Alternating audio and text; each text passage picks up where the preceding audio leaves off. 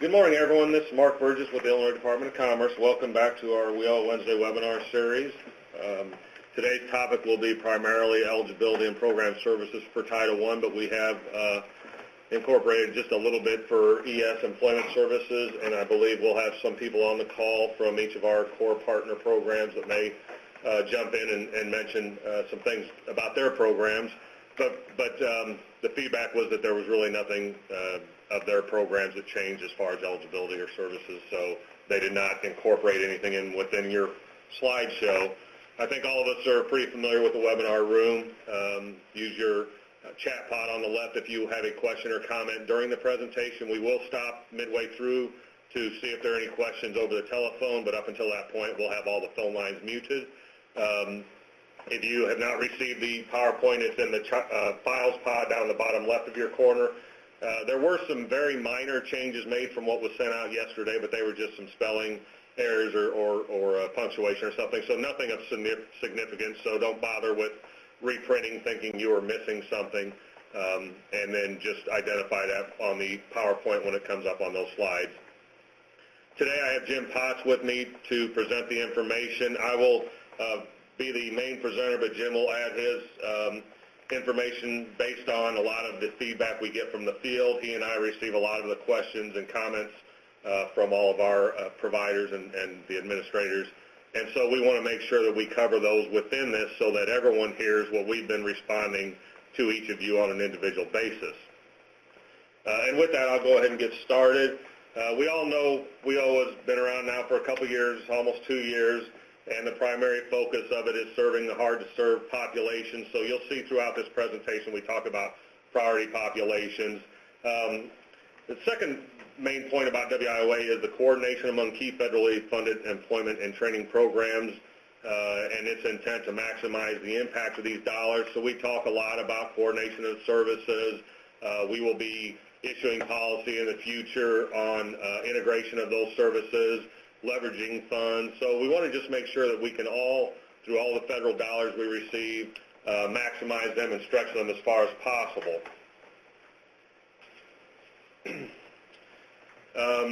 These are just some basic overview points. Again, I'm not going to read all of these slides. I think we can all, many of it's repeat information, and the rest of us, we can all read these at our leisure.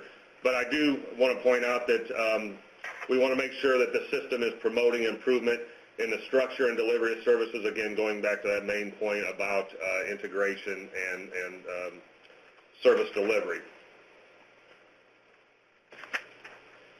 Here is a slide of all of the types of information we should be familiar with, the Act, the final regulations, and then a list of about 7 or 8 TEGLs, Training and Employment Guidance Letters, that we pulled information from and presented in this slideshow today for you. I want to also point out that one of these has rescinded TEGL 3-15, so if you're still using that for guidance, you need to kind of get rid of that, discard it, and use the more current ones such as 1916 and 2116, which are really the primary focus of today's presentation, along with those related to priority of service.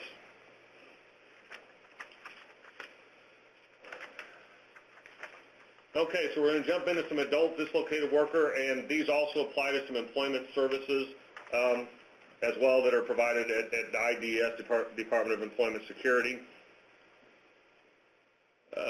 There are career services, as we know now. The old WIA included what were called core and intensive services. They've been replaced now by career services, which are separated into 3 different categories: basic, individualized, and follow-up services. These should be made available to all of our customers. I'm sorry, I'm one slide ahead of myself.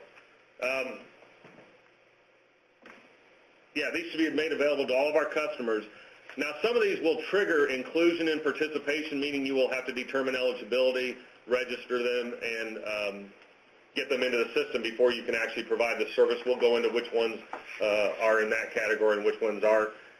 One of the key changes they made in this guidance is that there's no sequence of service, but as we know, as we go through working with our clients and customers, it's kind of hard not to go through some sequence of service especially if you need to do some eligibility determination or assessments to then identify what other services they will be needing to complete and develop their goals and employment plans. Basic career services are those that need very minimal staff assistance, or they are self-service, meaning someone can come into your resource room and do this on their own without any of your staff helping them. They should be universally accessible. All of them should be made available to individuals seeking employment and training services. Some of these can be provided by the Title I staff, and others can be provided by the employment services staff through the Wagner-Pizer program. Many of them can be provided by both. All right, here's a list of those basic career services that do not prompt eligibility determination and enrollment. However, you'll see at least one of these may, depending on the level of staff assistance, may jump to that level and require the determination. So we're familiar with all of these. Many of them, you'll see the word info, information. That's why it's a basic career service and non-participation type of services, because they're really just informational only or referral to other programs.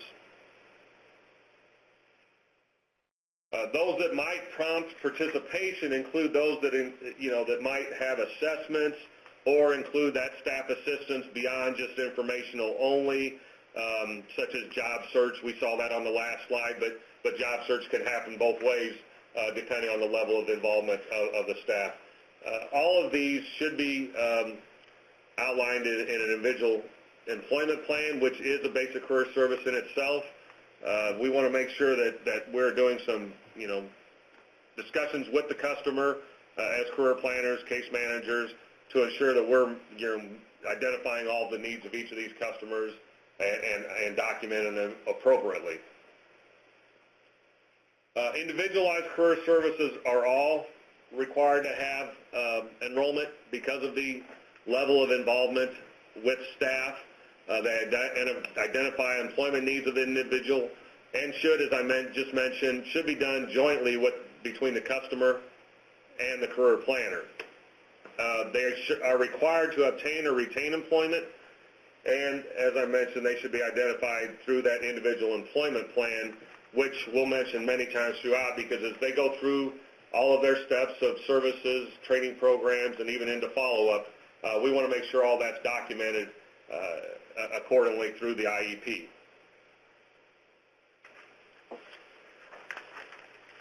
Okay, all of these require, as I mentioned, participation, inclusion, and here's a list of those.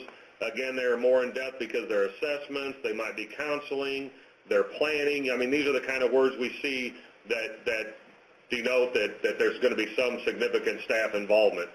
One I want to point out is the internships and work experiences, because this brings into the topic or the discussion transitional jobs, which is new to WIOA. We're still, kind of sorting through what that means.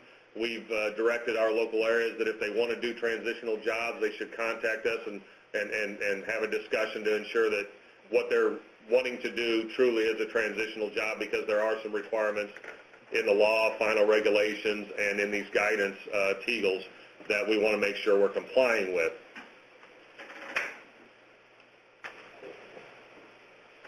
All right, and then we're not wanting to talk in detail about training services, but just wanted to identify a few things related to training services. Individuals should only be enrolled in training services following an interview, evaluation, or other type of assessment and career planning. Nobody should just walk in the door and assume they're going to be able to get training services without this type of discussion with our career planners to ensure that it's the right step and the process is followed accordingly to get them enrolled in the appropriate training courses. Training should only be provided with our funds if no other grant assistance is available from other sources. So if an individual has Pell Grant available to them, if they have MAP grants, if there's another program that can support funding of the training program and training services, those need to come first before the WIOA Title I funding can kick in. So we want to make sure that all the career planners are doing that. And we know that we are doing a assistance to the customer to complete the FAFSA federal aid forms to identify what assistance might be made available to them. And finally, training should be in demand occupations as appropriate according to our policies that we have in place already. Following up on the coordination of services, we want to make sure that there's assessments conducted. We can utilize assessments done by somebody else. So if one of our partner agencies has done an assessment, identified a need, such as a training need, and the customer then is referred to our Title I career planners, they can use that assessment. They just need to make sure that the assessment is appropriate. Just because they've done one and identified a training need doesn't mean that the assessment meets all of the qualifications and all the criteria that we need. So you may need to either expand on the assessment or do a totally new assessment. But we do want to reduce duplication and try and reduce the amount of time we're spending amongst all of our programs, and also the customer involvement necessary by duplicating these services. We always have the question of when we're talking assessments, how long are they good for? And in general, we kind of say training has to be provided within a year of an assessment, so that's kind of the length of time that the assessment should be considered good. If it's beyond a year and they're not put in training, you probably want to be starting your process over again and redo an assessment, because you need to determine what changes may have occurred with that customer in their life, any other maybe work opportunities they've taken on in a part-time status just to maintain some level of income, or what other conditions might have changed from the original assessment. We've got many training types available to us. These are just a few of them. We've seen this slide in many of our presentations. We use ITAs for many of our off-the-shelf type training programs, bridge programs to help customers go from the need to have reading and math assistance and contextualized training into more common types of training, such as on-the-job training, income worker training, or class-size training, and then finally customized training, which can meet an employer need or group of employer needs in some cases. So these, again, aren't new to any of us. Some of the other training services that are mentioned in WIOA include occupational skills, the combination of training with related instruction, private sector training programs, skill upgrades and retraining, entrepreneurial training, which also we'll talk about in the youth program when we get to that point, job readiness in combination with all of the above type training sessions. You can't do job readiness alone. We need to have some other kind of training program in combination with job readiness if that's going to be provided. And then finally, Illinois is really highly, and the governor is really highly focused on providing registered apprenticeships, so we should be utilizing that type of training as much as possible throughout the state. All right, one of the other services available to all of our customers, and again, another opportunity for collaboration with our agency partners, is supportive services. Many of those other agencies don't have supportive services funds or the ability to provide them, but maybe they can provide training or other program services and just need us to help them get the customer through their plan by providing the supportive services. So that, that's an allowed and a very good use of funds and coordination amongst all of our partners. They should be tailored to the customer needs. There should be local policies outlining how supportive services are going to be provided, what supportive services they will, are there limits to the supportive services, and the length of time that they may be available, and then are there exceptions to those potentially. They should only be funded through WIOA when no other available funds are funds are available through other agencies, again, similar to all of our WIOA. We want to make sure that we're utilizing every available fund opportunity before WIOA and Title I kicks in to provide the supportive services. And the last point here is they are not available during follow-up only services. So once someone is exited and they're in follow-up services, we can't backtrack and give them supportive services during that period of time. However, there is a way to, I don't want to say get around it, but we can provide supportive services in instances where they are needed And Jim's going to talk about what needs to occur in the system and in the process in order for that to occur. This would typically happen if you might have a client who'd been exited and he or she, maybe their vehicle breaks down, so they can't get to and fro work. So maybe we're going to provide some temporary transportation services, but just in our system, it makes you close out the follow-up service. You'd open up the transportation service, provide it, and close that, and then you'd open back up the follow-up. And you need to make sure that's documented in the IEP, the Individual Employment Plan, that we're provided this follow-up or this transportation service after exits. It doesn't extend the 12-month follow-up exit period time for those folks that are employed.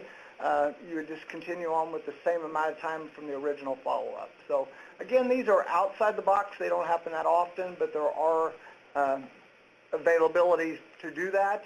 And again, your local area would make that choice. If your local area says no follow-up services are provided after exit, well then, or no supportive services, well then that would be the case. But it is available to do that on individual basis.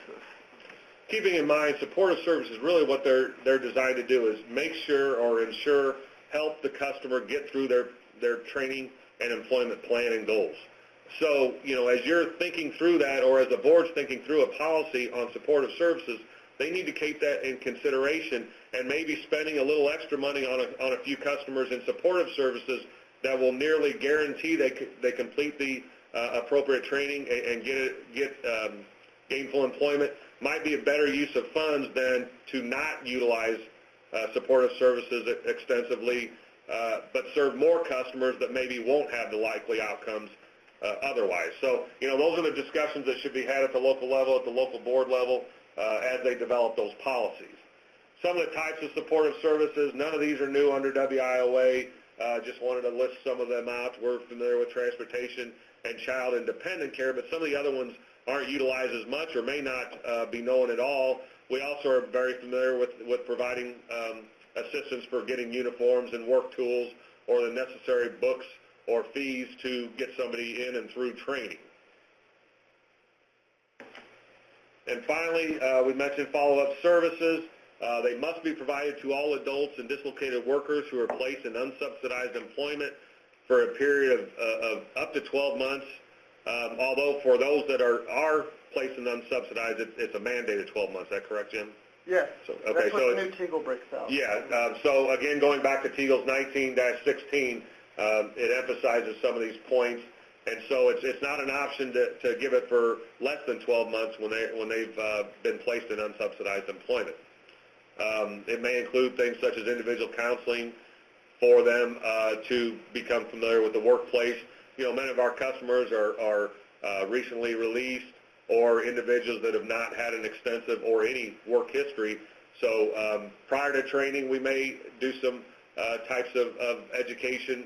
But certainly after training and once they get in the workplace, they may encounter things that weren't anticipated, and they may need assistance to ensure that they retain that employment long term.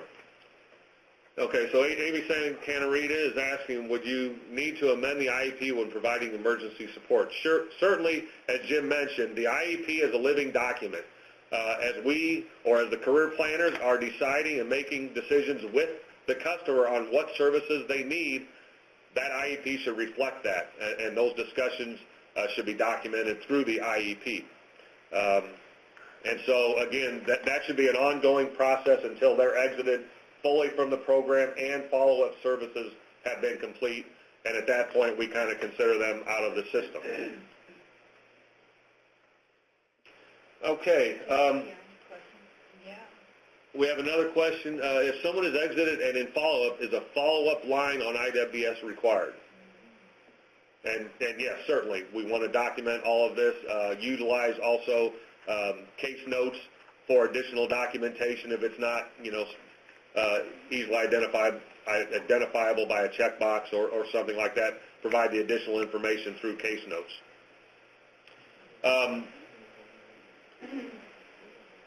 We'll go ahead and move on to youth eligibility as the next section. Please continue bringing your questions and comments into the chat pod.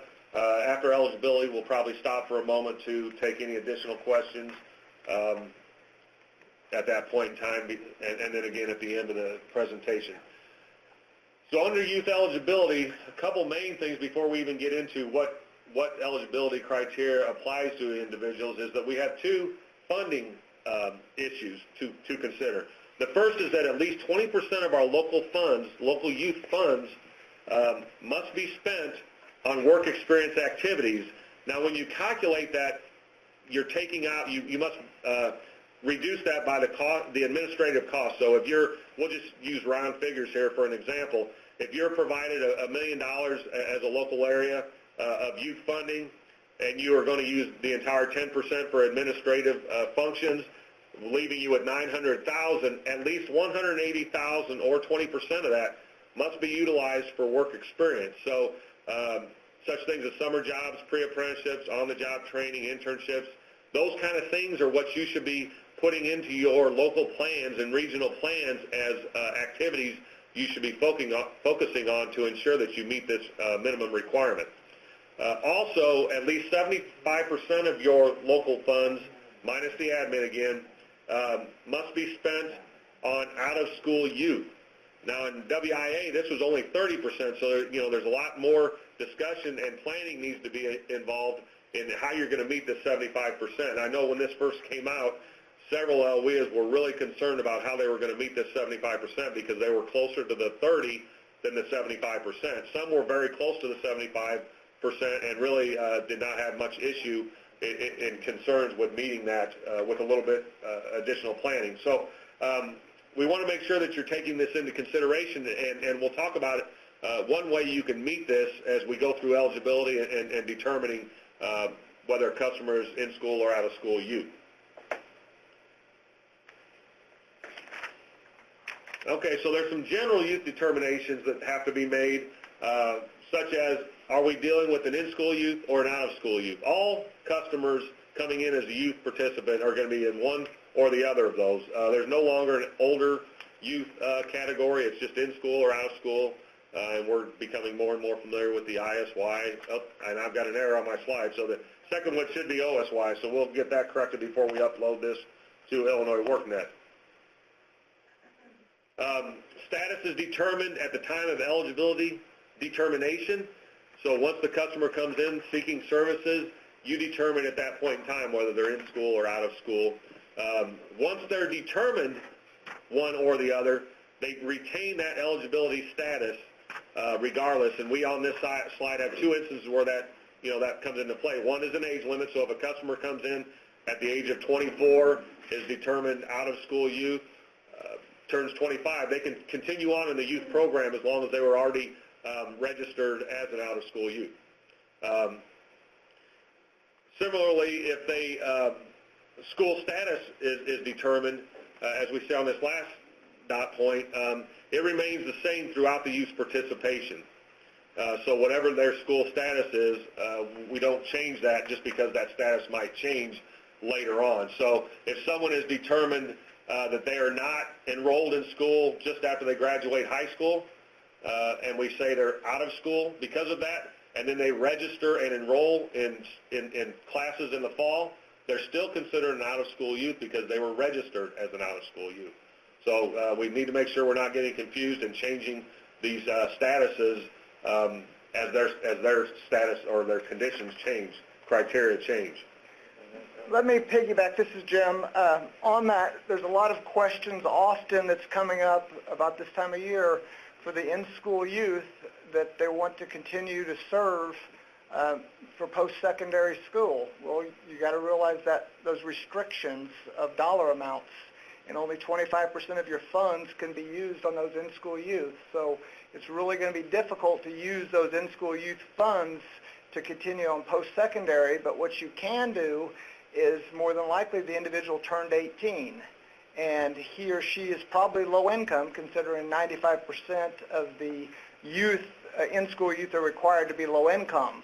So you could co-enroll that individual in the adult funding stream, use the adult funding stream to pay for your training. The downside to it is you cannot exit the individual from either title, either the in-school youth or the adult, until they're completed with all services. So all services would have to be completed in both titles before the individual could be exited. But that is a way that you could fund training for an individual who's still an in-school youth, but just use that adult funding stream. Okay, thanks, Jim. All right, some of the 3 criteria in determining a customer is out-of-school youth also is we get a lot of questions on school status, things of that nature. So here's 3 points that will capture that. If a youth is enrolled in the WIOA youth program during the summer and is in between school years, the youth is considered an in-school youth if they are enrolled to continue school in the fall. Okay? If a youth is enrolled in the WIOA youth program between high school graduation and post-secondary education, the youth is considered an in-school youth if they are registered for that post-secondary education when they come in for services. So, you know, many youth won't enroll or register for classes maybe till July or August. So you've got to determine, you know, at the time they come in. If they come in June and have not yet enrolled, they're considered out-of-school youth. But if they have enrolled, and some schools, maybe some high schools, want to get a jump on enrollment with their students, so they have them enroll earlier with a community college or other training provider while maybe they're still in their senior year of high school. Well, if they're enrolled, then they're considered in-school youth. So you want to pay attention to that because, again, it goes back to the 75% out-of-school youth funds usage, and you want to make sure you're capturing them, you're getting them when they're an out-of-school youth and not waiting too long and allowing them to register for post-secondary education to where their status would change to in-school youth, making it more difficult to meet that 75%. And then the third one is if the youth participant is enrolled in any credit-bearing post-secondary education classes, including credit-bearing community colleges or credit-bearing continuing education classes, they are considered as attending post-secondary education and therefore an in-school youth. I would like to caution a little bit about that timeline between graduation from high school and enrollment in post-secondary school. As Mark said, it is a good way to get somebody in with your out-of-school youth funds, but if that individual is wanting to go to a 4-year college and they're probably not going to veer from that, is that the best use of your out-of-school youth? You really have to think about that because maybe that out-of-school youth would be better or looking to serve those out-of-school youth who are going to go into a shorter training periods. And I'll use my daughter for an example. She went through 4 years of undergrad, and then she went 3 years of law school. So if somebody had put her in as an undergrad between the time she graduated high school before she went to college as an out-of-school youth, you wouldn't have got the outcomes for her diploma until at least her 4 years of college. So you really have to think about those types of things if you're going to try to enroll some out-of-school youth that's going off to post-secondary school. All right, and then there's a couple considerations to be made for out-of-school youth determination. And we kind of touched on this. If the youth graduates high school and registers for post-secondary education but does not ultimately follow through with that, attending post-secondary education, then such youth would be considered an out-of-school youth if the eligibility determination is made after the point that the youth decided not to attend post-secondary education. So they changed their status before enrollment because they decided to withdraw from education. Maybe they got a job and they thought, you know what, I'm not quite ready for post-secondary education. They changed their mind for whatever reason. Maybe the money they thought they were going to need for other assistance wasn't available, and other considerations within the family didn't allow them to go to school. Certainly we would want to reach out to them to see if there was any WIOA assistance that could be made available to them. But if they do make that decision, then they are considered out-of-school youth if they come in after that decision has been made. And second, if the youth is only enrolled in non-credit-bearing post-secondary classes, they would not be considered as attending post-secondary, therefore would be out-of-school youth. So say someone isn't sure what they want to do, but they kind of want to test the waters of higher education, and they go out to the community college just for one class that's non-credit bearing, they would not be considered in that post-secondary as attending post-secondary education. And as Jim mentioned, another way to look at how you can serve these customers is if they qualify as an adult, we might want to utilize those funds for some of these customers So a youth attending post-secondary education who is 22 at the time of eligibility determination would not be eligible for the youth program because they are in school and over the age of 21. And we'll get to more of those specific criteria for eligibility for the in-school and out-of-school youth in a couple slides. But in that case, you might want to, send them to the adult program for assistance. Certainly, you don't want to just turn them away because they don't qualify for the youth program.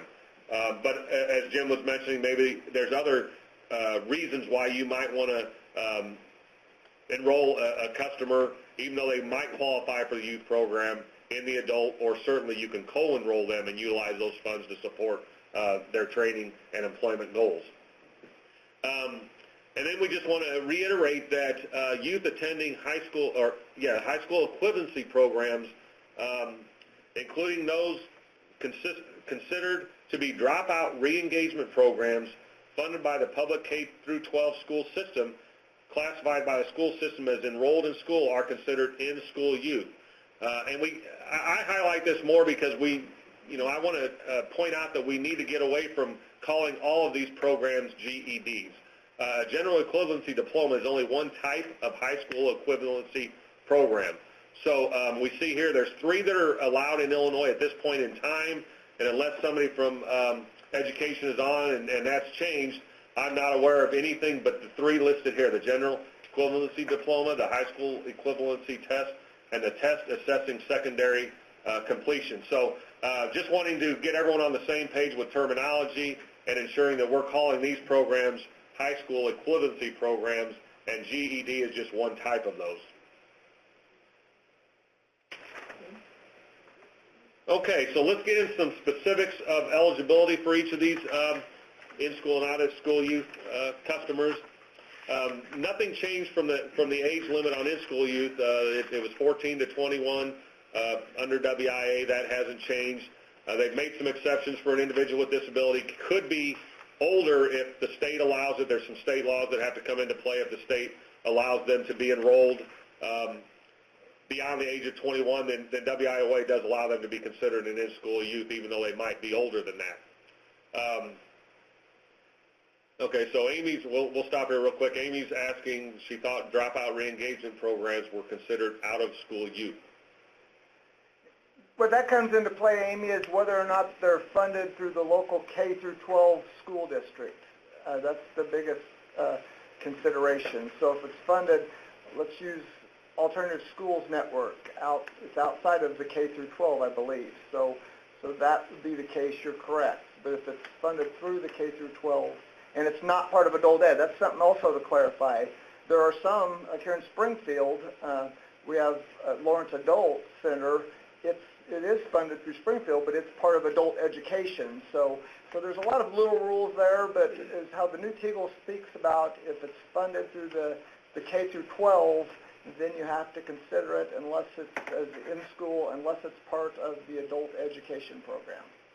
That answer your question? Hopefully. What I want to point out on this, and it's going to be the same for the out-of-school youth when we get there, we need to pay attention to the commas and the ands when we read through these definitions, because in this instance, for in-school youth, there are 3 criteria plus one of the 4th criteria that have to be met to be considered in-school youth, and there's one less. There's only 3 criteria under out-of-school youth, but we'll get to that one. So in most of my slides, I don't put commas and ands at the end because it's just a list of information. But here I wanted to be, ensure that I did include those here so that you know that all of these need to be met in order to be considered an in-school youth. And then when we get to the following barriers, we have a list of about 8 or 9 types of barriers. Most of these we are aware of, didn't change. Some of the definitions may have changed, so we are updating the e-policy portal to reflect some of the definitions of these, and new policy that will come out will also reflect that. In the last dot point, local boards should be defining low-income individuals requiring additional assistance, not low-income individuals specifically, but that whole statement requiring additional assistance. And when we ask local boards to develop these kind of policies, we want to make sure that they're establishing definitions and eligibility. They're documenting these criteria, and they should be reasonable, quantifiable, and based on evidence that the specific characteristics of the youth identified within these policies objectively requires additional assistance. So we want to make sure that they're documenting everything accordingly and in enough depth that the policy can be followed and is clear to everyone utilizing it, especially when we go into the monitoring process, that when we come out, we know exactly what we're looking for within those definitions and policies.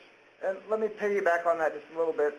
For those of you that build applications, or your staff does, there's a question in the application of a youth, and it just says requires additional assistance. That's all it says.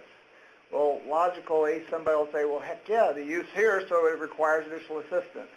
Well, you only want to check that if you're familiar with what the local policy says, because your local policy letter breaks down that criteria for that requires assistance, and that's exactly what the monitor is going to go look for.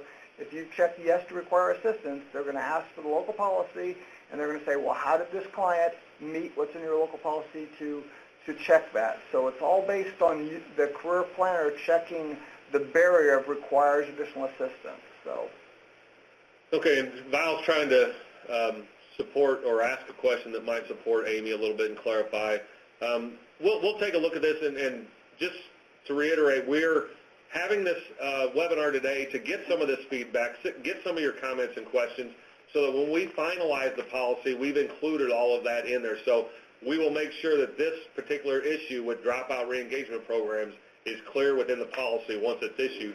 So we will, go back and do our research and determine the language necessary to make sure that everyone receiving the new policy when it comes out will be clear on how that's applied.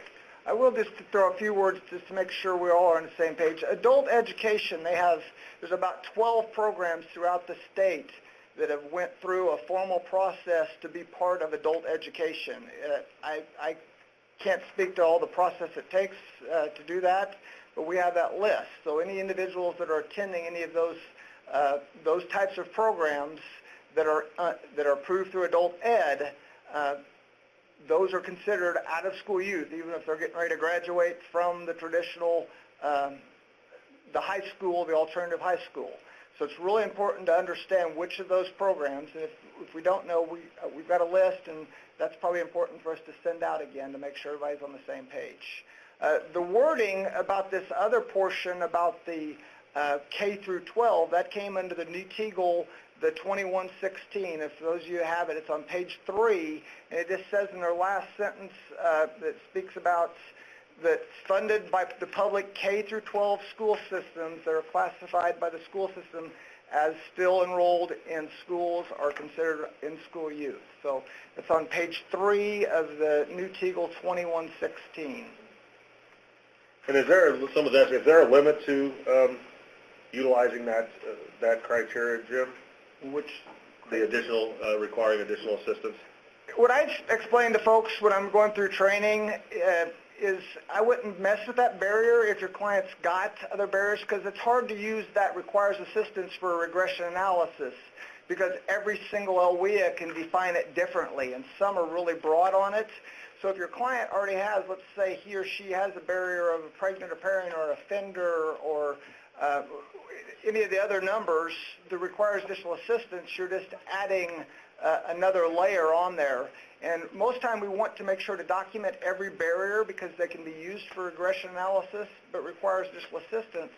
It's really hard to use for the regression analysis since it's so broad. And I know for those of you who might not work with youth on an everyday basis, that can be a little bit confusing question, but for the staff that work with youth, hopefully that makes sense. Gary's talking about the 5% non-low income, maybe.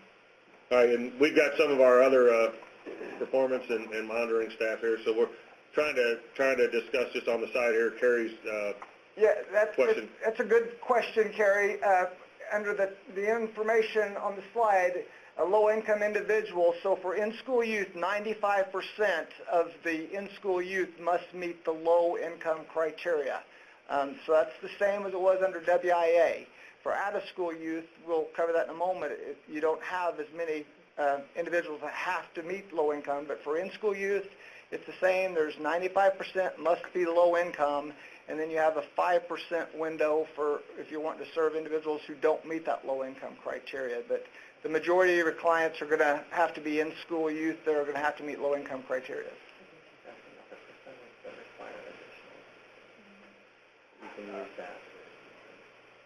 All right, and then Brenda has a question, is if a youth is attending a private vocational school that isn't credit-bearing, is the client in school or out of school? My understanding is if there's no credit, no certification forthcoming from their completion, they would be considered out-of-school youth because that's not considered, a qualifying type of training program that would get them into the in-school youth program, right? But hopefully this wouldn't be a program we're putting somebody in because we wouldn't get a credential. So I guess we have to look at the circumstances. Right, that's what I'm saying. Yeah, you want to look at why would you have that customer enrolled in that kind of a program unless it's leading to something else and it's a necessary pre-requirement or something like that. But even those should have some kind of credit or certification following completion. I think traditionally what you're probably looking at for those folks maybe in post-secondary, sometimes if you have to take a remedial math or English course, it's just a pass-fail and there's no credit given to individuals. Or sometimes there's some other types of self-improvement classes that folks can take that aren't credit awarded. So I guess we'd have to look at specifics if somebody's in a training program that they don't earn any criteria or... We need to talk about the MTI. They do get some certificate. Okay, we'll go ahead and move on to the next one and touch on out-of-school youth eligibility. And most of these are very similar, but again, we want to pay attention to the commas and the ands. So you have to meet the first two criteria, and under WIOA, they did expand the age to 24 years of age, so that's very good for serving certain clients in the youth population rather than having to put them only in the adult population. State law identifies what attending school means, and then there are certain barriers, at least one that has to be met in addition to those first two items.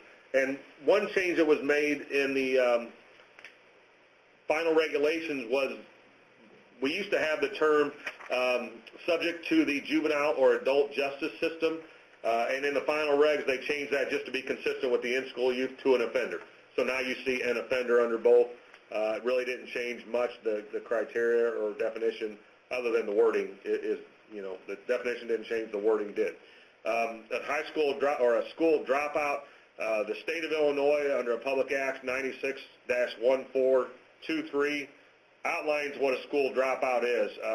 We'll put that into the definition of the policy, but basically it says that any child enrolled in grades 9 through 12 whose name has been removed from the district enrollment roster for any reason other than the student's death, extended illness, removal for medical noncompliance, expulsion, aging out, graduation, or completion of a program of studies, and who is not transferred to another public or private school and is not known to be homeschooled by his or her parents or guardians or continuing school in another country.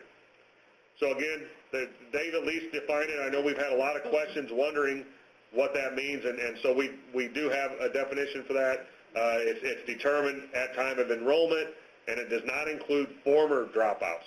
Yeah, that's a big key. That question comes up fairly often, and the TGOL did clarify. So if somebody had dropped out of high school and they went back and got the GED or went back and to the alternative school, they're no longer considered that dropout. So only the individuals who are dropped out that come in are considered dropouts. So if they've re-engaged in a program, they're no longer considered dropouts.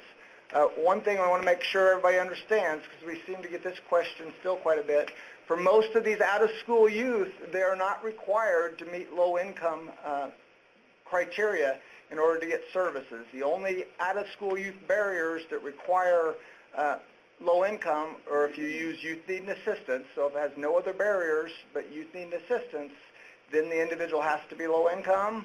Or the other one is if the individual has graduated high school and he or she is basic skills deficient on the math or reading tests, or they're considered an English language learner. If that's their only barrier, they're required to be low income.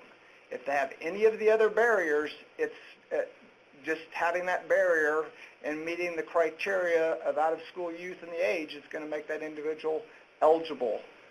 If they do meet low-income criteria, you definitely want to still document it because it gives you flexibility in case you want to co-enroll into an adult program because you'll have the priority of low income. And you also want to use it for regression analysis when you're looking at that. So definitely you want to document it if they meet it, but they're not required only for those other two barriers of youth needing assistance and someone who has graduated who is basic skills deficient.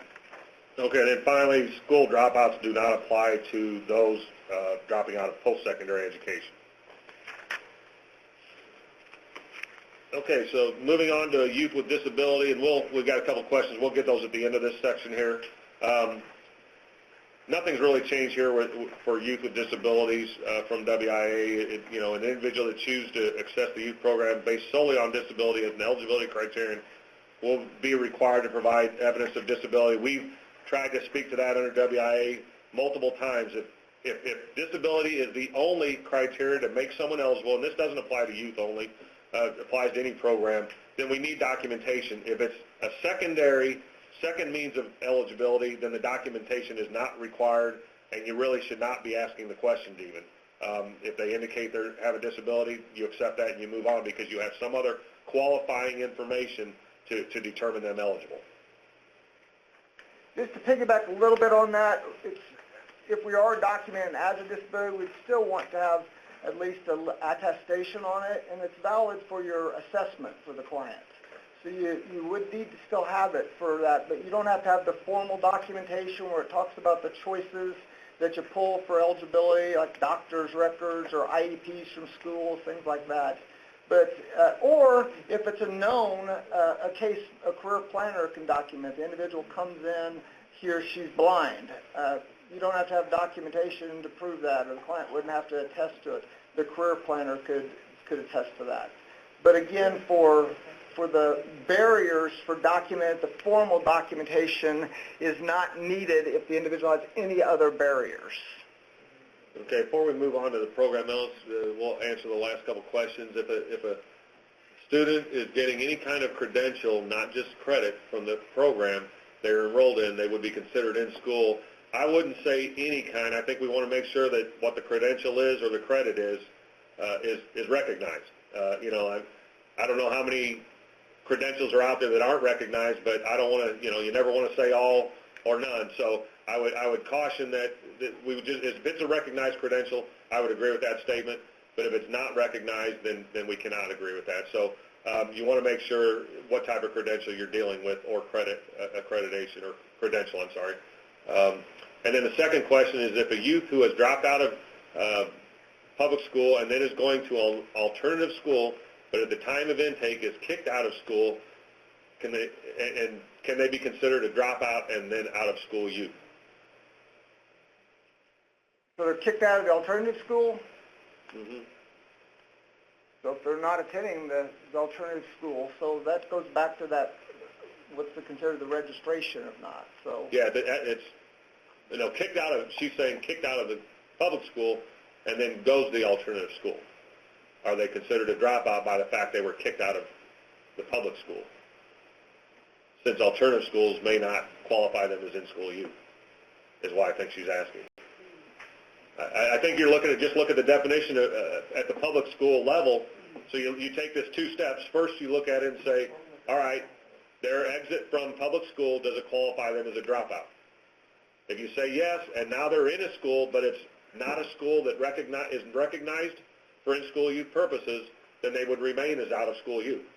And I don't know all the details. Again, a lot of those come down to the school system determining some of these and state laws as far as, whether they're in school or out of school or particular dropout or not. And I see that Matt, our youth manager, is typing in, so we'll let him respond further on that.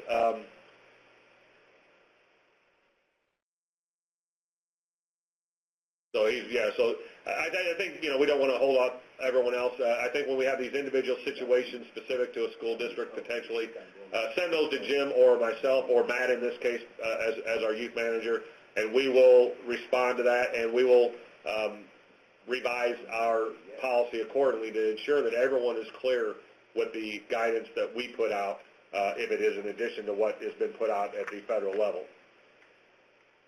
So we'll go ahead and move forward on the program elements section. As we know, there's 14 elements, 5 new ones under WIOA that didn't exist under WIA. All youth should have an individual service strategy, an ISS, similar to an IEP for adults and dislocated workers, that identifies all of the appropriate services and the career pathway for that customer. So I don't think that's a question. I think everyone knows that we should have an ISS identifying all of the necessary steps. And then it clarifies for these program elements, the TEAGL 21-16 clarifies and defines each of the program elements and how it should be reported on the participant individual record layout, or the PEARL. So we want to make sure everyone has that TEAGL handy and available at all times, so that when they're providing services and documenting them, they're putting them in the appropriate one of the 14 program elements. DOL is really clear about that in the TEAGL, that they want to make sure these are tracked accordingly. When we look at what those services are, here's a list of those 14. Those in italics are the 5 new ones that didn't exist under WIA. And I just wanted to highlight a couple of these real quick. In the TEAGL, they give you a one page on page 13. They give you the appropriate element number for each 1 through 14. So again, you should have that handy to ensure that you're tracking these appropriately. And one example is right off the bat, the program element 1 regarding tutoring and study skills. That applies to recovery strategies that lead to completion of the requirements for a secondary school diploma or its recognized equivalent, or for a recognized post-secondary credential.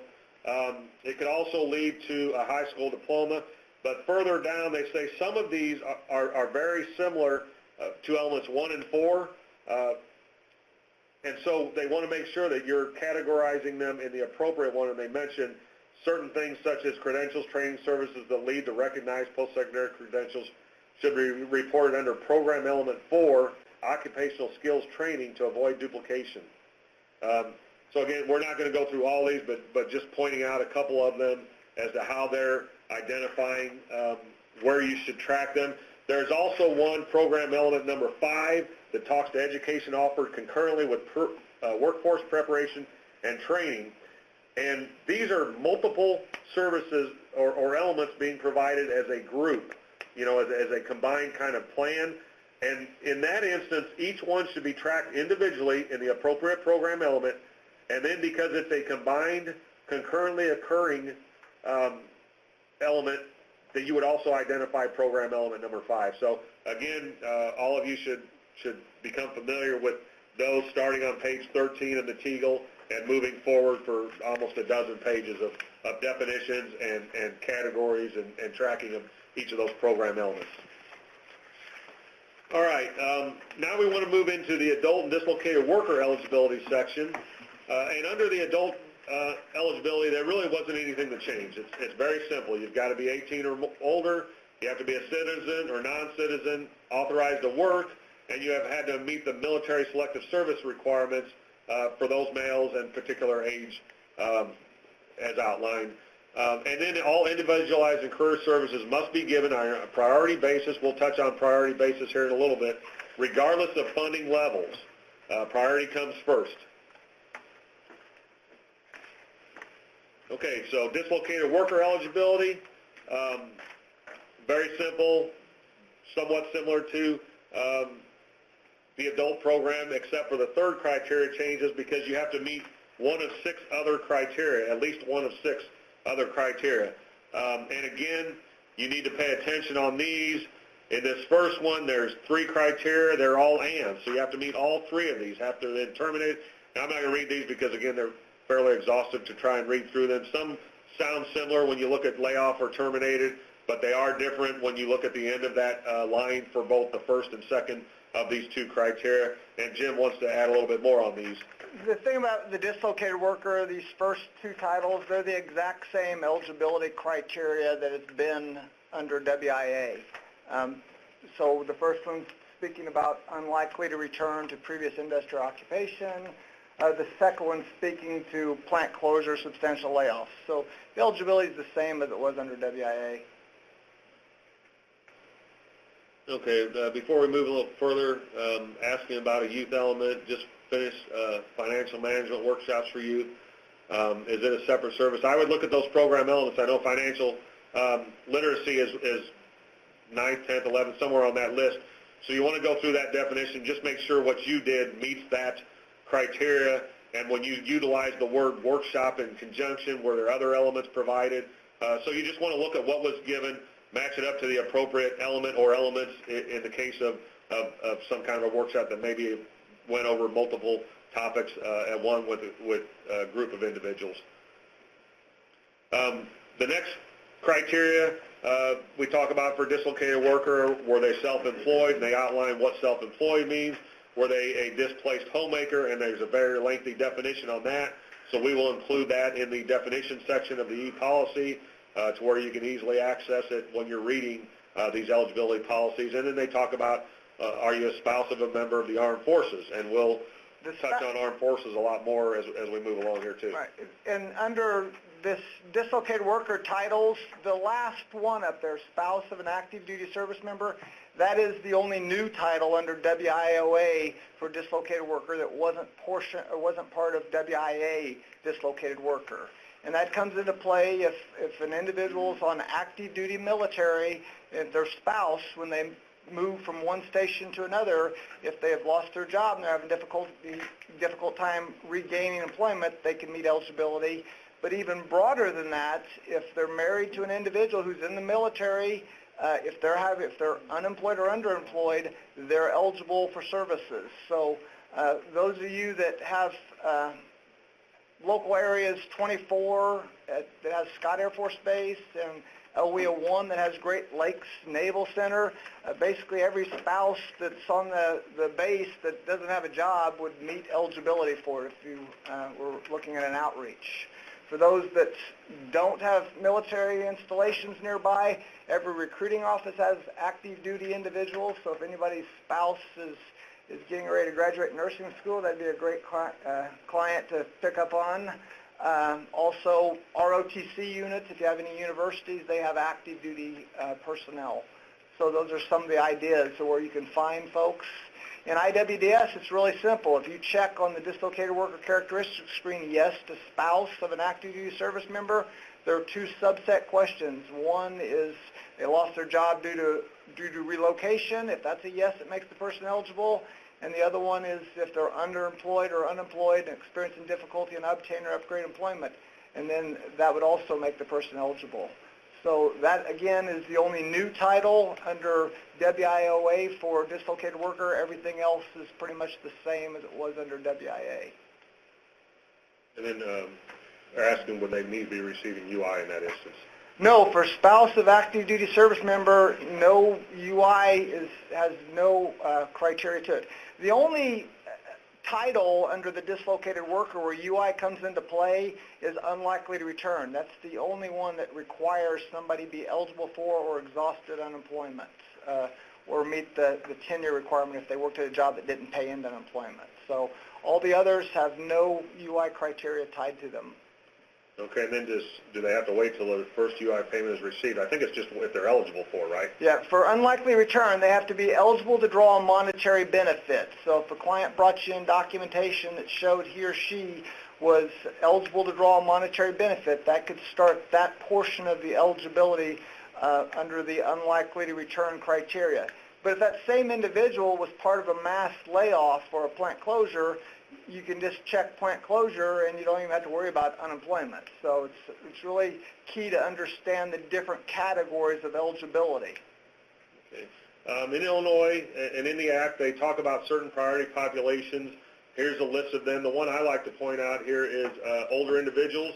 we know the workforce is aging, and people are staying in the workforce longer, and people, I know I've got one of my best friends is going to be forced to retire at 56, but he's not ready to retire, so he's going to want to be looking for another occupation. He's an air traffic controller, so how do his skills translate to the workforce at this point? He may need to go back for some education or at least get some assistance from the local one-stop to get him into some kind of an employment beyond his retirement from his his lifelong employment with the Federal Aviation Administration. So you're going to be encountering this more and more as each year goes along. People, like I said, they're living longer, they're working longer for various reasons. So we want to make sure that we are not ignoring that age group. And in fact, they have a lot of skills that some of these other age or some of these other populations don't have that might be very beneficial to the employers and businesses in your area that might be a really good fit to focus on them even as you're looking at the different priority populations in your area. And we continue on with all these priority populations. A priority population just means somebody has a barrier to employment, whatever that barrier might be. The governor in our Unified State Plan, we, I think, have one or two others identified in the plan that isn't on this list. So you may have some of your regional local plans that you've identified specific to your areas that aren't on this list, and that's allowable. It just needs to be documented to say these are some of the individuals that we're going to be looking at. Long-term unemployed is another focus area, and they define it as 27 consecutive weeks or longer. So, you'll have to serve them a little bit different because they've been out of the workforce for so long. What do they need to get back in the workforce as opposed to someone that's been just laid off recently and has been working for a long period of time otherwise? And to try to tie this together a little bit, those barriers that have been identified, a lot of them are not going to have eligibility priority tied into them, but they would be considered the barriers for when a regression analysis is looked at. If your client has multiple of these identified barriers, it would help for your regression analysis, for your negotiation, for performance outcomes and things like that. So it's really important to document them, but when we start talking about the priority, it's basically tied to low income and basic skills deficient. So these other identified barriers, it's key to make sure you're documenting those, but that's not going to make somebody eligible. Like Mark's friend that's 56, who lost the job. Now, if he's eligible under the criteria of a dislocated worker, it's another. But a lot of times folks that retire, they're not going to meet the eligibility for a dislocated worker, so he would come in under the funding of adults. Well, unless he's low income or basic skills deficient or a veteran, he's not a priority. So we'll speak about that here in a little bit. Yeah, we're to that slide, in fact, where WIOA makes it clear. Under WIA, there was a 51% requirement to serve individuals as a priority population that either were recipients of public assistance, other low-income individuals, or individuals who were basic skills deficient. Under WIOA, that is bumped up to you have to serve all of them if you have available funds. It's very critical to keep that in mind. If you have someone walk in the door and you still have funds that are not committed to other customers and they meet these criteria for priority of services, you have to serve them first. And so it's critical that you have your everything in line to ensure that you're doing that. We're going to talk about that a little bit later on in some of the statistics we've seen throughout the state. And this applies only to the individualized and career services and training services. So if someone comes in just looking for some basic career services, this doesn't apply to them. They should be served because they're going to get minimal assistance, if any. They might be doing it self-service anyway. So it does only apply to the individualized career and training services. But please keep this priority in mind that it no longer is just a little bit more than half of your population walking in the door for the adult funds, but it's any and all of them so long as there are funds still remaining that aren't already connected to another customer or customers. We talk about low income, so we want to touch base on that. It does mean an individual that meets these certain criteria, and what's nice about this is that we've added a couple criteria that weren't there before. TANF, and SNAP, I don't believe were there under WIA. No, they were there. Okay. There's a little bit of advantage to some things that's changed under low income. In the past, TANF was there, but the individual had to be on TANF when they came in. Now it can be on or within the last 6 months. And it's also tied to a family member, so it's not tied to having to be on the printouts of the individual as part of the household. So those are some of the changes under WIOA. It's now for both TANF and food stamps, it's tied to the definition of family, and it's also, for food stamps, it was always looking back 6 months, but now under WIOA, WIOA, TANF, you can look back 6 months. And the real advantage of having the family over the household is a lot of times for individuals, once they turned over age 18, they had aged off of the household within the IDHS system for food stamps. Well, now it's not a criteria as long as they're still considered part of that family. So it's really a good thing to help serve folks, so that you don't have to, if they're still living with somebody drawing that food stamps as a part of their family, you can make them eligible just based on somebody in that house, in that family that's getting the food stamp. And the third criteria here, family with total family income not exceeding poverty limit or the 70% of the LLSIL. We're all aware there's policy and there's notices issued each year. We're still looking for the 2017 version of the LLSIL. It's not been issued yet, so once we get that, we will get that out there. But until then, whatever's in the system from the 2016 list is what you should be going by. And then the one that was actually added here, and thanks for clarifying me on the TANF one, Jim, but receiving or is eligible to receive free or reduced price lunch. That's a new criteria under WIOA. Very good. It's very good that they've added that. There are a lot of individuals that receive that now will be able to come into our programs. But it's a key that's only for in-school youth. So if your kid's getting free or reduced price lunch, it doesn't meet eligibility for the adult population. So it's for individuals who are in-school youth if they're receiving free or reduced price lunch. And also something this Teagle clarified, if the whole school is getting free lunch, that doesn't work for documentation. You have to have documentation showing that the individual themselves are getting the free lunch. So that's something that was clarified in the new Teagles. So if you have only documentation that says the whole school or district is getting it, you can't use that. You would have to find another way. So that's something that did change in the Teagle that just got released in March. And then they added also a youth customer living in a high poverty area. We've received many questions on what that means, and this Teagle outlined the process for determining a high poverty area. In the proposed rules, they used a number of 20%. Upon comment, people were wanting a higher number. They settled on a number of 25% as their guidance. But if you look in the Teagle under 21-16, it has an attachment number 2 that outlines how you determine a high poverty area. You have to look at specific areas within where the individual is located, and then, if they don't qualify, you might be able to look at another wider ranging area that might qualify them.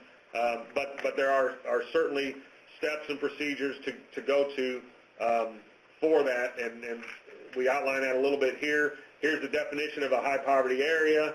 It's for 25% set over a 5-year period for the American Community Survey data. You go to factfinder.census.gov to determine this, but the attachment 2 under 21-16 will outline how you go about that. And to answer your question, Maureen, it goes back to family. So if an individual, they don't have to be on the printout, but if they meet the definition of family, which is husband, wife, dependent children, parent, guardian, dependent children, husband and wife. So if a father is drawing food stamps, then his wife and his children would meet the criteria without needing to be on the printout. So that's the change. Yeah. And then here's a couple more related to youth eligibility and the low income attached to that. If an out-of-school youth is a parent living in the same household as a child who receives or is eligible to receive, I think Jim touched on this. To clarify that, is if it's an OSY parent alone makes them eligible regardless of meeting low income. So, as Jim said, you only have to do so much work. Once you've determined them eligible by one criteria, you don't have to continue to identify additional in some instances, because under low income, there are many ways they can meet that criteria, and once you've done it once, you can't identify multiple low income criteria in the system. You're just going to identify low income. However, if there are other criteria, you want to make sure, and Jim's mentioned this 2 or 3 times, make sure you're identifying every barrier in IWDS for that performance allowance that is made. Amy had a question about the high poverty for in-school youth. Yes, it's both in-school or out-of-school youth, high poverty area, Amy. And then for calculating low income, we've seen lists on what's included under WIOA. They've included 3 more criteria, or excluded 3 more types of income or assistance that no longer are allowed: unemployment compensation, child supports, old age, or survivors. This is a big change. What it means, basically, it kind of reverse to that.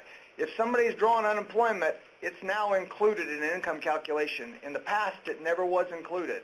It's now included, so that's a dramatic change. If somebody's receiving child support payments, that used to be excluded income. It is now included income for an income calculation. If somebody's drawing survivors or old age Social Security, that used to be excluded when the income calculation is done. That's now included. So those are all included, which makes it more difficult to make a client meet the low-income guidelines when income calculations, especially, well, all of those. But the UI one's kind of the head-scratcher to me. I can't figure out why it's that way, but it's clear in the guidance that those are now considered includable income if you're doing an income calculation. Okay, then the military exclusions didn't change. Just wanted to highlight them here in this slide. Right. All military active duty pay and allowances are excluded. They had been under WIOA, or excuse me, under WIA, and they continue. Also, if a vet's drawing a disability check from the Veterans Administration, that's excludable. If they're getting monies for voc rehab or vocational rehabilitation, they're fine. That's excludable.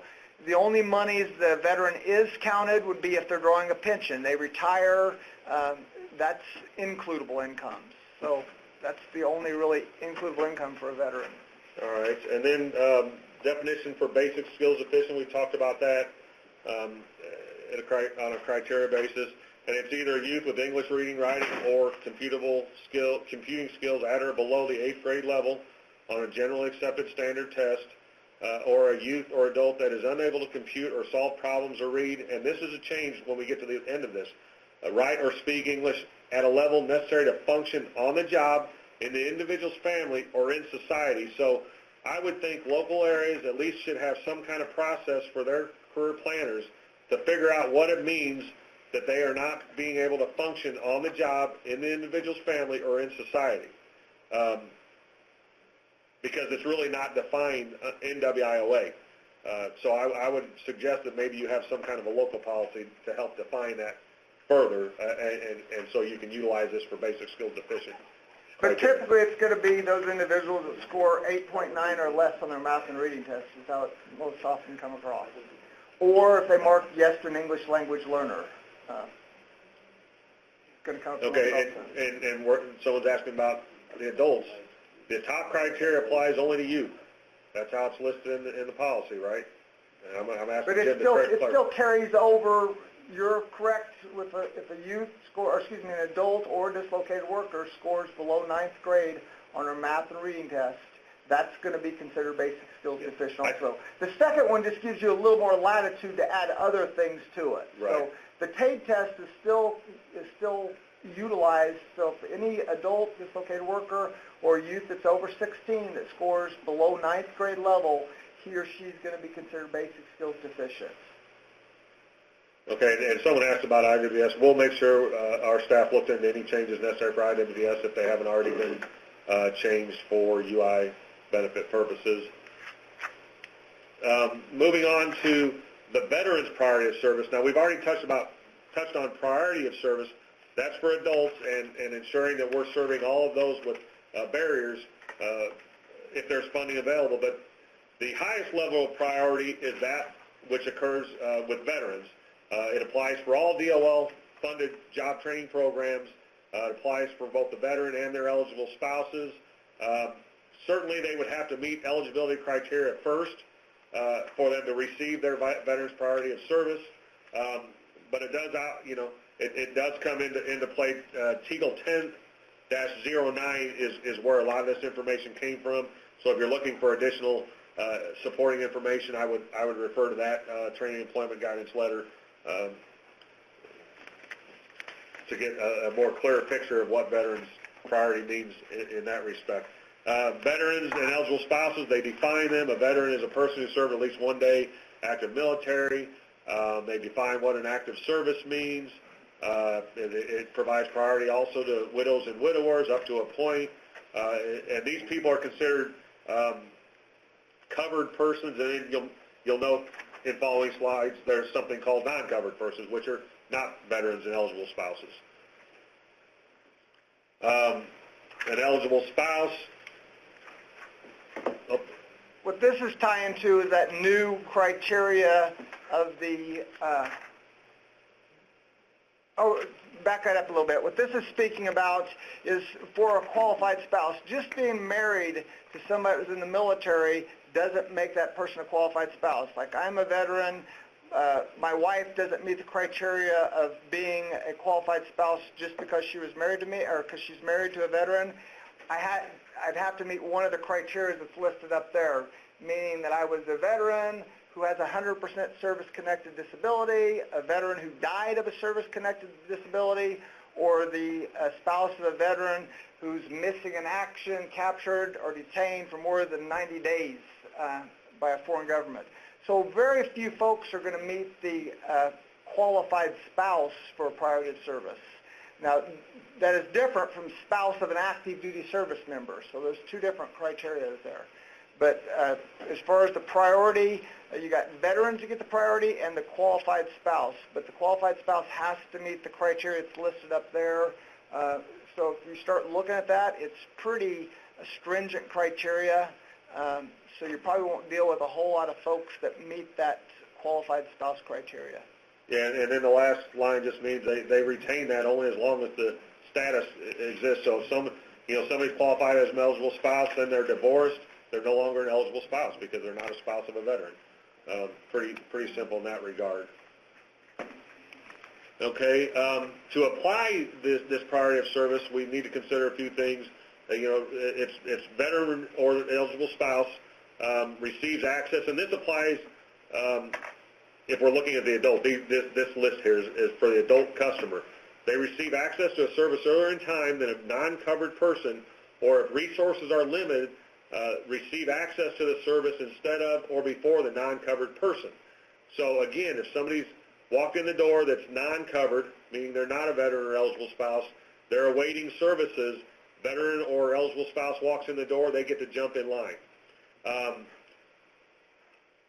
The state and local programs do not have discretion to establish further priorities. We cannot provide any guidance that just detracts from this priority.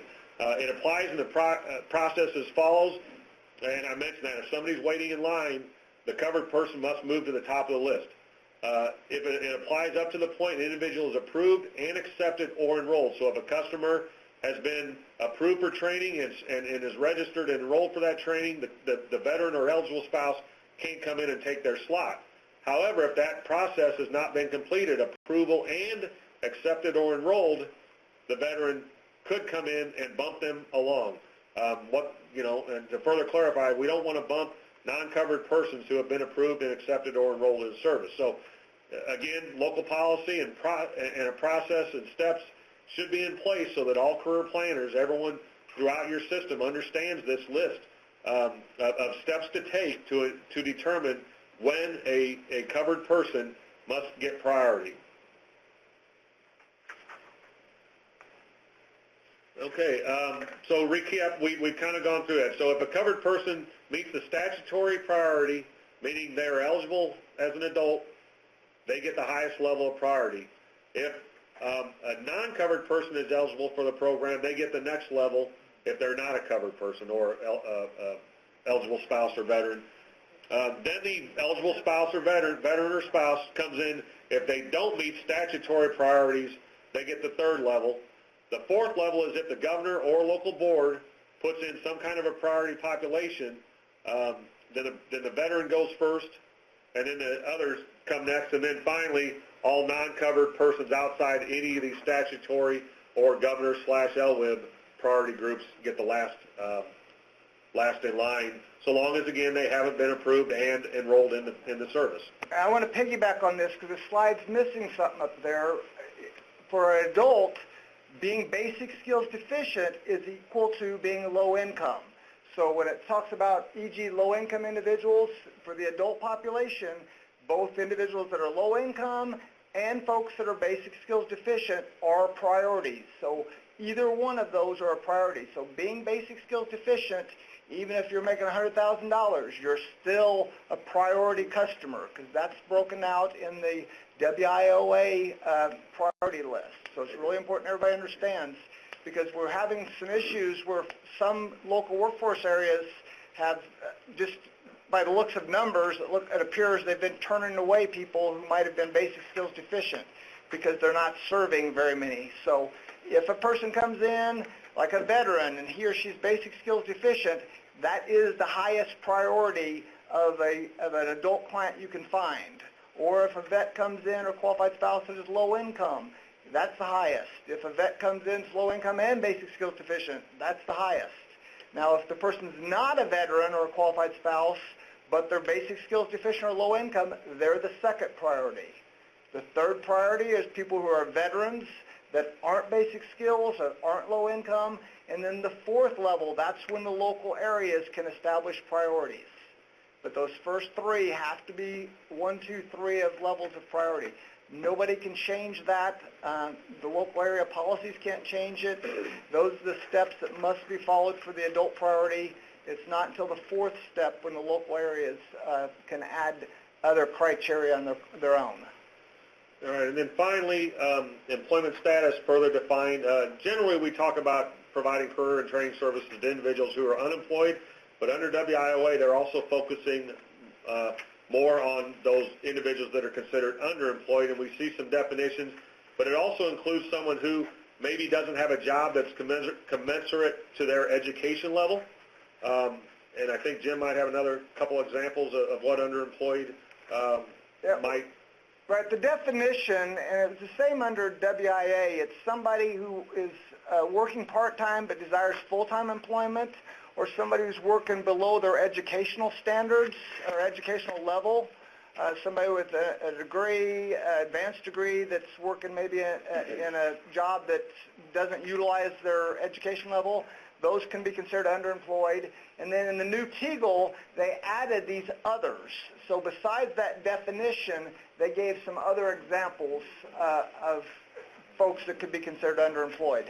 This comes into play most often for eligibility of a displaced homemaker and spouse of an active duty service member, because both of those have criteria tied into being underemployed. Great. And then the last couple sections we'll go rather quickly here, and then we'll open up for some questions over the telephone. I appreciate everyone. We'd like to have these done in an hour and a half, but I appreciate everyone's patience. And at that point, if you want to stick around and hear any questions, please do. We'll remain as long as we need to. Jim just touched on this. We looked at some data about serving priority populations through a period from the beginning of WIOA to the end of April. And we saw everybody was identifying at least 65% of their adult customers as being low income. However, we had 8 local areas that reported less than 25% of their adult customers as having basic skills deficient. As Jim just said, that's a number that's hard to justify in some cases when we know that most low-income individuals are also basic skills deficient. And in fact, we have some LWIAs that are less than 10%. So we need to make sure we are not turning these customers away just because they only have basic skills deficient, or if the issue is we're not tracking all of them, maybe they're low-income and basic skills deficient, and we've only, career planners only identified them as low-income and didn't, once that qualified them, they didn't bother with checking to see if they had other barriers. We want to make sure we're checking all of those. Again, Jim's touched on the performance implications of that. and we want to make sure we're identifying every barrier for every customer, not only for performance, but the other part of that is we need to be serving customers and basing those services on every barrier they have, not just one single barrier they may have, and think that we can provide all the services necessary if we aren't asking all the appropriate questions. And I just want to piggyback a little bit on that.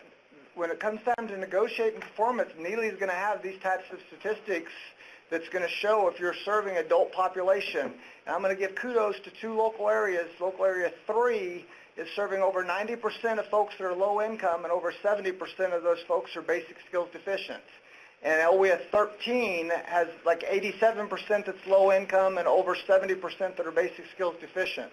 So those are two areas that are finding that population that's a really difficult population to serve. And those are things, when we start looking for performance outcomes, it's going to be more difficult for those folks to have the outcomes compared to an area who's not serving individuals that are basic skills deficient. So when the negotiations go for performance, that area that's serving those more difficult to serve clients will more than likely end up having bullets in their chamber for lower negotiation of goals. So those are some of the things that's going to be looked at. I don't know all the details of what Neely goes into that, but I definitely passed this information on, and she said, yes, that will definitely be brought up for negotiation for adult outcomes. Yeah, I think we just answered Mike's comment, is that, yes, we want you to identify every barrier, not only for performance, but for serving the customer to the best possible way.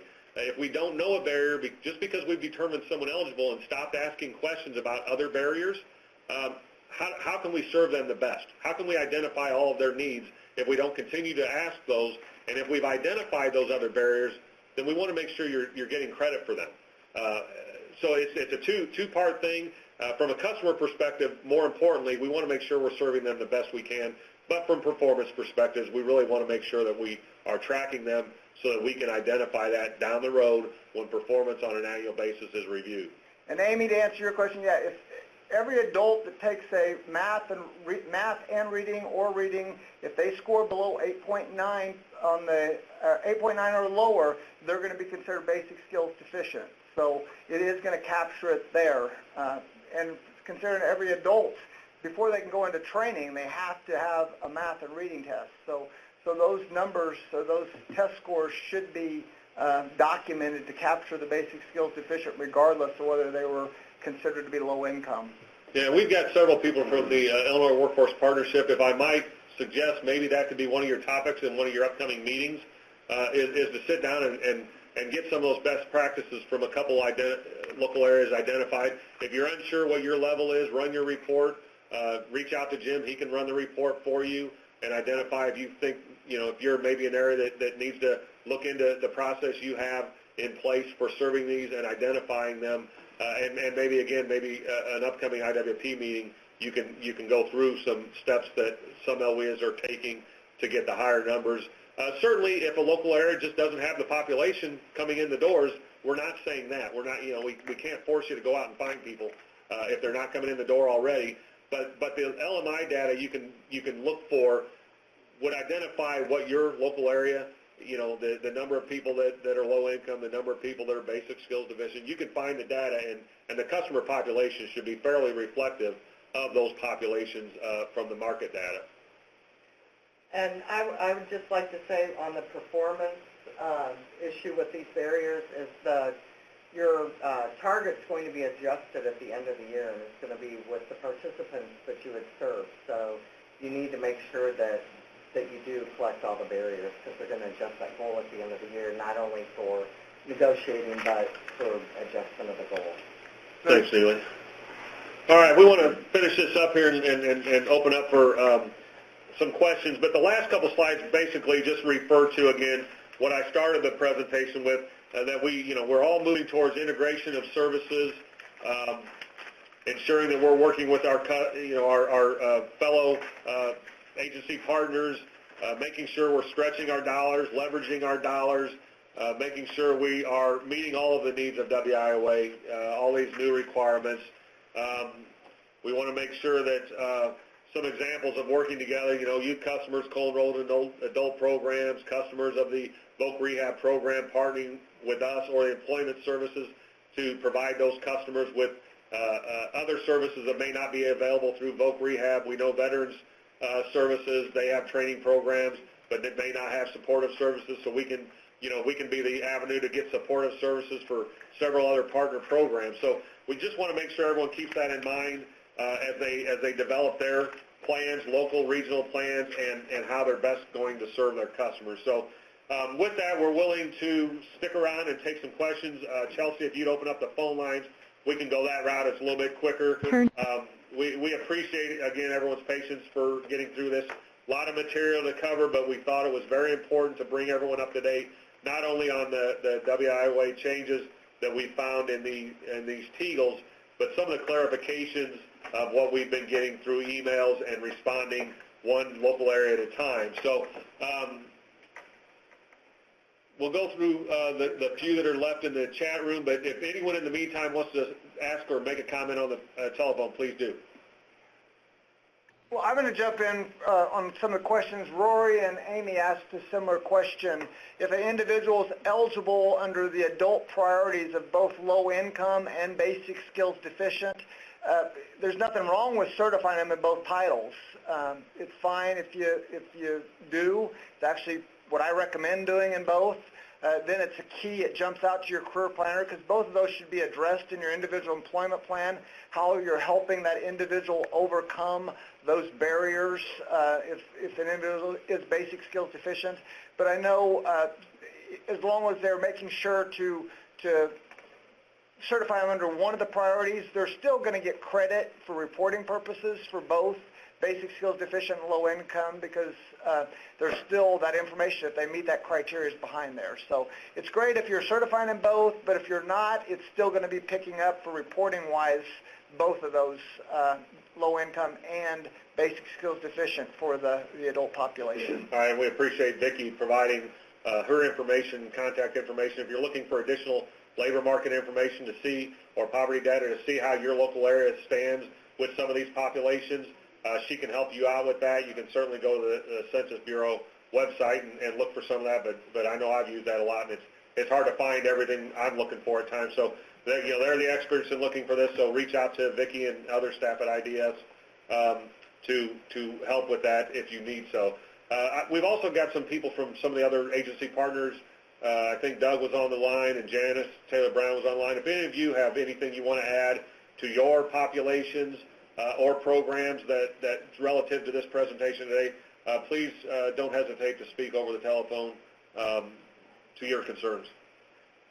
Hey, Mark, this is Doug. I just wanted to add, we didn't have any changes in eligibility for a VR program, but we're looking forward to making sure that our staff understand a lot of the issues about how disability relates to the eligibility criteria for the various other workforce programs. So this is a very helpful presentation for us.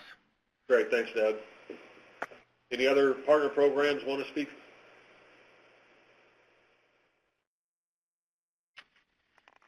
Okay, we don't have any other questions or comments coming in. We appreciate your time.